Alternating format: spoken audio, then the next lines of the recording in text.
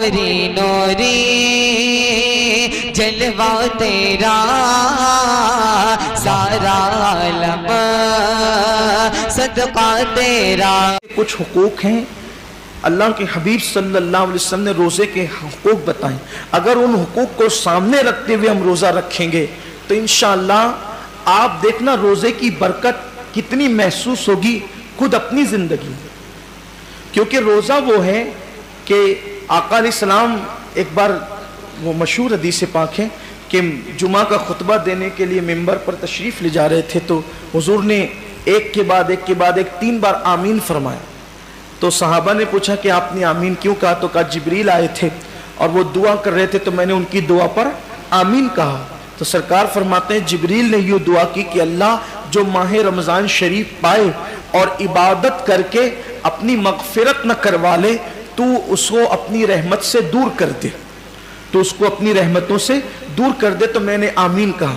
مطلب یہ ہے کہ رمضان شریف میں صرف عبادت ہی نہیں کہ چلو بس عبادت کر رہے ہیں، عبادت ایسی کرو کہ اللہ اس عبادت سے خوش ہو جائے اور ہماری مغفرت فرما دے، یعنی عبادت یوں ہو۔ تو اب روزہ ہم تو رکھ رہے ہیں لیکن روزے کے حقوق یہ ہیں کہ روزے کی حالت میں غیبت نہ ہو، زبان کی حفاظت ہو، چغلی نہ ہو، زبان کی حفاظت ہو، کانوں سے کوئی ایسی چیز نہ سنے جس سے اسلام نے منع کیا ہو، آنکھوں سے کوئی ایسی چیز نہ دیکھیں جس سے اسلام نے منع کیا ہو، ہاتھ سے ایسا اشارہ نہ کرے جس سے اسلام نے منع کیا ہو، اپنی طاقت سے کسی کو دکھ نہ پہنچائیں کہ یہ اسلام نے منع کیا ہے۔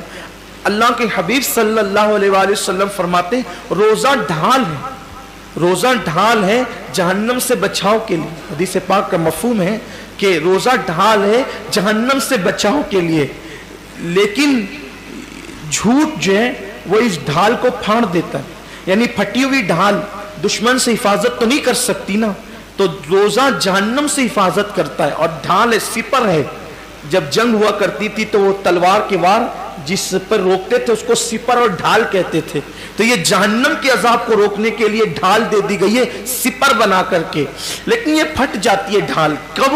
جب روزے کی حالت میں کوئی جھوٹ بولتا ہے۔ تو اب آپ بتائیں کہ روزے کا حق تو یہ تھا کہ روزے کی حالت میں ہم جھوٹ کو چھوڑ دیتے، چھوڑ کے دیکھیے جھوٹ۔ دراصل مہینے بھر کے روزے فرض کرنے کا مقصد یہ ہے لعلکم تتقون، تاکہ تمہارے اندر پرہیزگاری پیدا ہو، تقوی پیدا ہو۔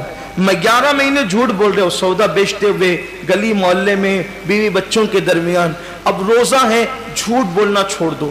1 مہینے تک جب مسلسل جھوٹ بولنا چھوڑ دو گے تو عادت پڑ جائے گی جھوٹ بولنے سے بچنے کی، اور پھر شیطان کو بھی قید کر دیا گیا، نفس جو جھوٹ بولنے پہ اکساتا ہے اس کو بھی بھوکا رکھ کر کے سست کر دیا گیا، نفس بھی ڈھیلا ڈھالا پڑا رہتا ہے روزے کی حالت میں، اور ادھر وہ شیطان بھی قید رہتا ہے۔ اب بندے سے کہا گیا اب کوشش کر، عادت پیدا کر۔ اب ہم مگر عادت نہیں جاتی، احتیاط کیجئے، یہ سوچ کر، صرف یہ سوچ کر کہ اگر میں جھوٹ بولوں گا تو میرا روزہ بے نور ہو جائے گا، جھوٹ بولوں گا تو میرا روزہ بے سود ہو جائے گا۔ فون پر جو لمبی لمبی باتیں روزے کی حالت میں کرتے ہو چھوڑ دو، مختصر بات کرو۔ جتنا زیادہ بات کرو گے اتنا زیادہ زبان سے جھوٹ اور غیبت کا اندیشہ ہے۔ روزے کی حالت میں کم سے کم بات کرو، ضرورت کے مطابق بات کرو۔